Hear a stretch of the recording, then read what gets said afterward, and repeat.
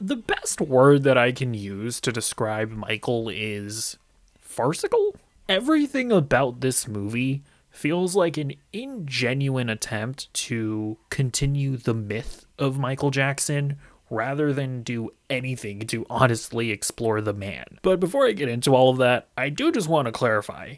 Even meeting this movie where it's at, which is just, hey, look, let me point at the screen and watch Michael Jackson, it's still a shitty movie. I'll say this though, I actually thought it started off pretty well because when the movie starts off, it's following Joe Jackson, pressuring his children into performing as the Jackson 5. And the reason why the beginning of it actually was pretty good to me is because I felt like I was watching a real movie where the director Antoine Fuqua had something to say.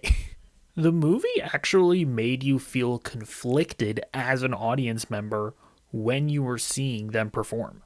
We all love the Jackson 5, we all love the Jackson 5 music, but it is genuinely uncomfortable knowing that in order for us to witness these children performing at the level that they were performing at, it does necessitate us, or it necessitates them not having normal childhoods. It actually makes you sit there and reflect and question. I mean, obviously Joe Jackson went way too far, but it really still makes you question, like, what is that line of a parent pressuring their kid into being a musician, a parent bringing their child into show business, right? Like, it even made me think of those kids that are about to start like a 10-year journey with that HBO Max Harry Potter show. Like, is it actually ethical to force your kid into something like that?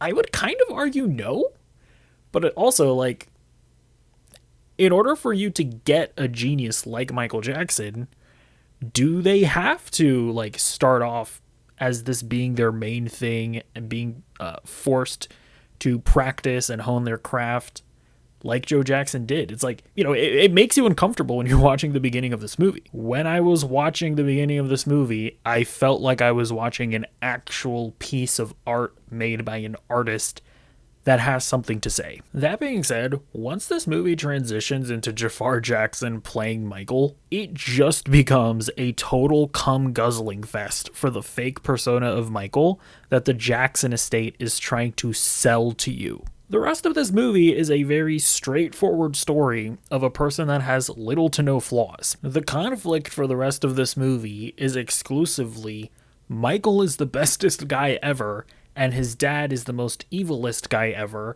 and Michael is trying to break free from his father.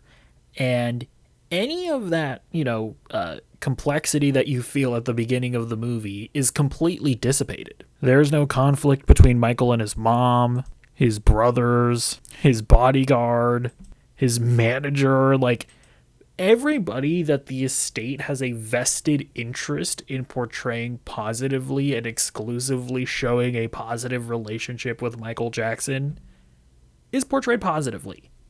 And even if all of this is just accurately portraying the story of Michael Jackson, I can't help but just say that it makes the rest of the movie infinitely less interesting than the beginning.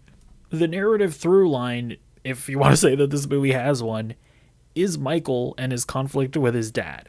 But the other big problem of this movie is that, like, a lot of the stuff that's just thrown in this movie isn't even really in support of that.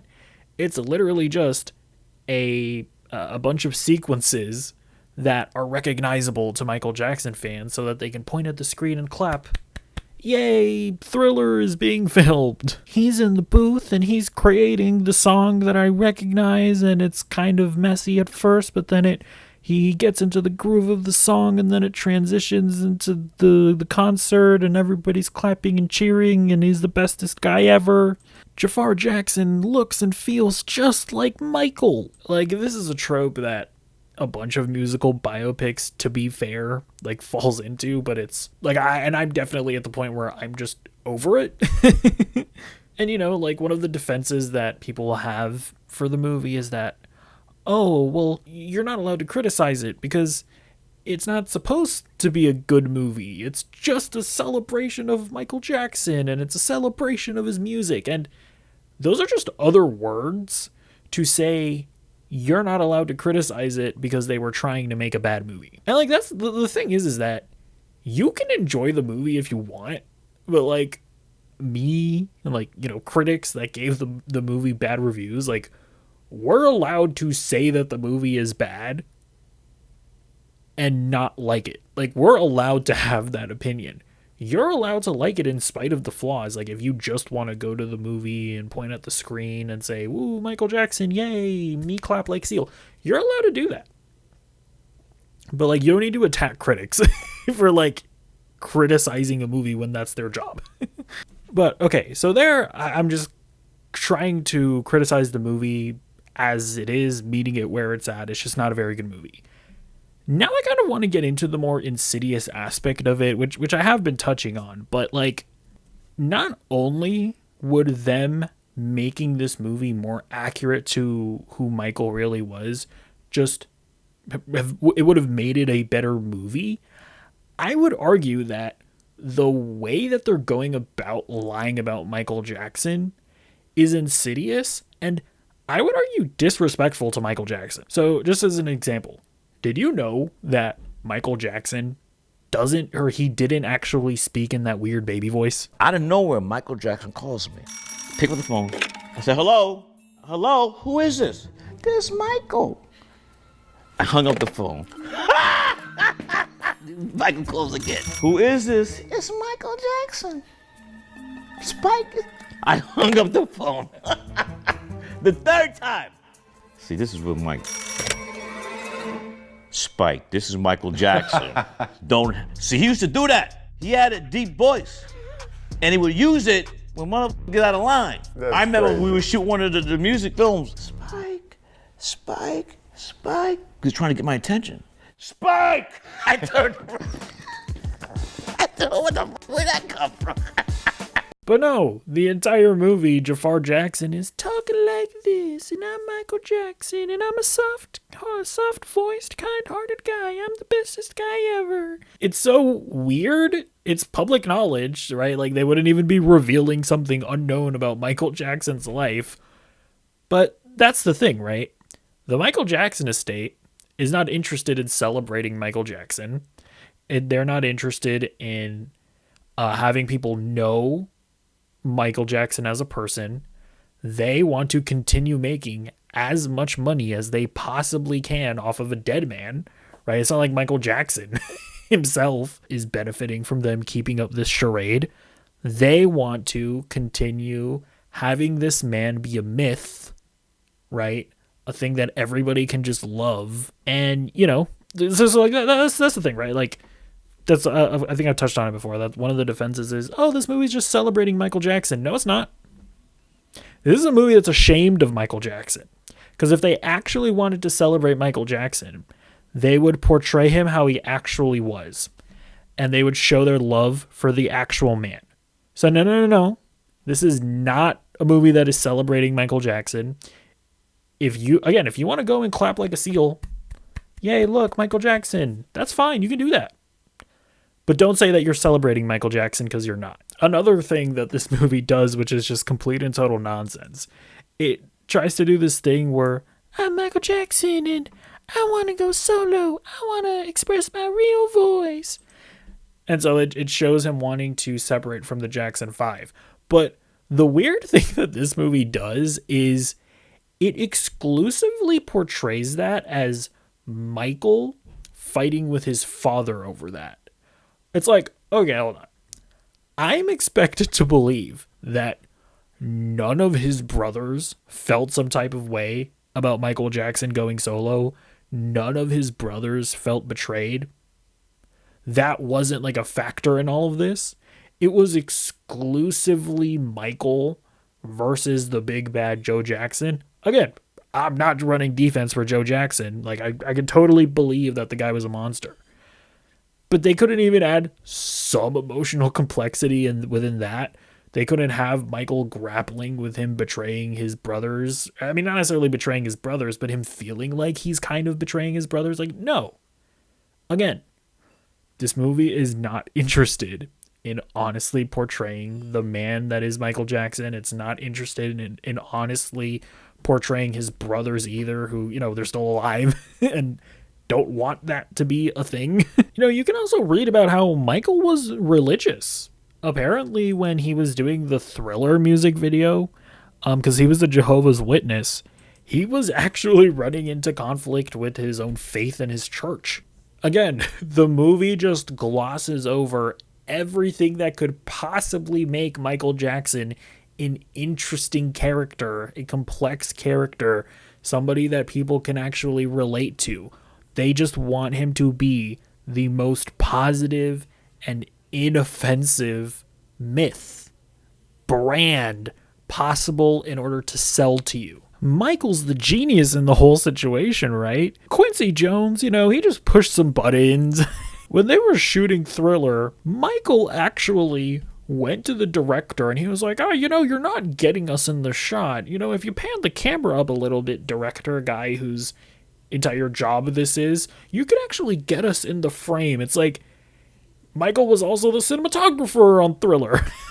I mean, he was also a saint, right? There were multiple scenes where he's visiting sick kids in hospitals. And I don't know if this came off as cringy and like virtue signaling at the time, but this whole thing of him like, oh my gosh, gang violence is so bad. I'm gonna solve gang violence by having them dance together in a music video. Gee whiz, maybe we should have just sent Michael Jackson down to Israel and Palestine. We would have had that whole thing sorted out, wouldn't he? The closest that this movie gets to like portraying Michael Jackson's flaws at all is when he gets a nose job. And look, I don't know about you guys, but whenever I see a celebrity getting plastic surgery, it just makes me kind of sad because it's either one of two things, right? Either that is a person who has such deep insecurities that they feel the need to hack away at their face in order to feel satisfied with the way that they look. And it's obviously like it was a never-ending spiral for Michael, if that was the case. Or you're like so emboldened to your like fans that and like the public that you feel the need to hack away at your face in order for them to like you or appreciate you or think that you look perfect. Like, no matter which way you slice it, I just feel like plastic surgery is not healthy. Like, it's simply not healthy for people to feel the need to change their appearance to that degree that they're having medical procedures done. But the movie plays it off as this very light thing. So, like, he gets the plastic surgery done, right? He gets the nose job. And when he comes home, to be fair, his parents are like, what? Michael, what did you do? But it plays this, like, weird, plucky music as if it were a sitcom. And it basically just ends with, like, his parents going, oh, Michael, you rapscallion, yo, you're always doing these silly things. And it's just like, again, they could have explored Michael Jackson's like body dysmorphia. I don't know if that would be the technical term, and sort of explore what that means. But no, again, it's treated very lightheartedly. And notice how at no point in this review have I brought up the diddler allegations, right? Like, I don't even need this movie to cover that. I actually think it's totally valid for this movie to not want to get into all of that, to just focus on the rise of Michael Jackson before those allegations, took him down a peg. Because I actually think, frankly, a lot of musical biopics like run into this problem of wanting to cover like an entire person's life, and it all ends up feeling rushed. I don't mind a biopic saying, I'm going to cover this sliver of somebody's life. But there's a bunch of other stuff that they could have added that would have made the movie more interesting and a better film for the viewer.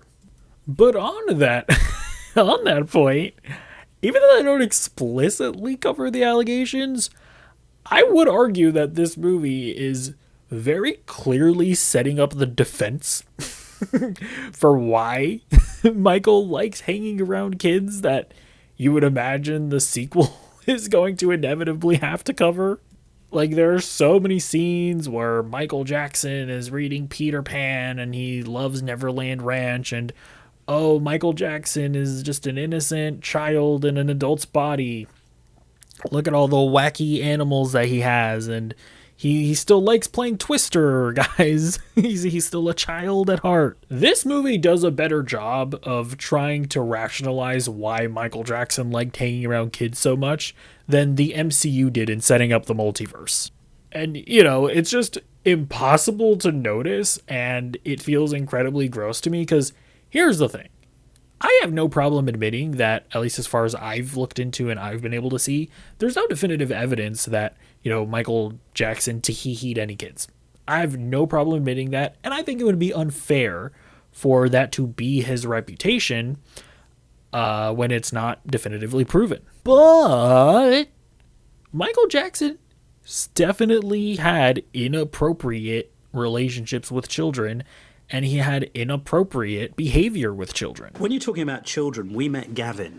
Mm-hmm. And it was a great privilege to meet Gavin because he's had a lot of suffering in his life. Yeah. When Gavin was there, he talked about the fact that he shares your bedroom. Yes.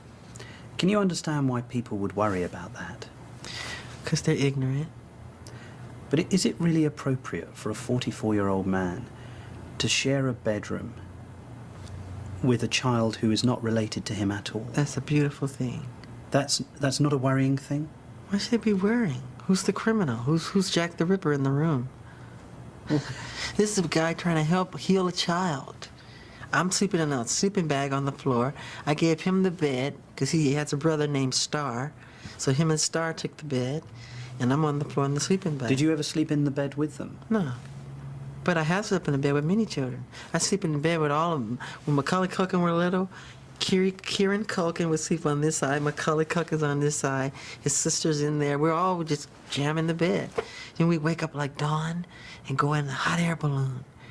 We have the footage. I have all that footage. But is that right, Michael? It's very right.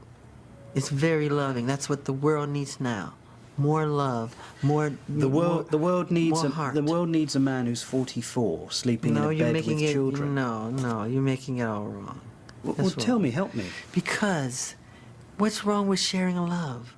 You don't sleep with your kids or some other kid who needs love, who didn't have a good childhood? No, I don't. I would never dream of sleeping. I would. I would never dream. Because you've never been where I've been mentally. Like, I'm sorry, but that is inappropriate, right? Like, it's just not an okay thing for, Michael Jackson to be sleeping in the same bed as children, right? If this were anybody else except for Michael Jackson, it would not be controversial to say that that is insanely inappropriate, right? In 2026, if that came out about, some random celebrity, they would immediately get canceled. And look, just to be crystal clear, I'm not saying that he necessarily went all the way with those kids and heed them. I'm not saying that. There's no definitive proof of that. He wasn't found guilty in court. That's fine. But he is admitting to doing something inappropriate, and it should be called out as inappropriate.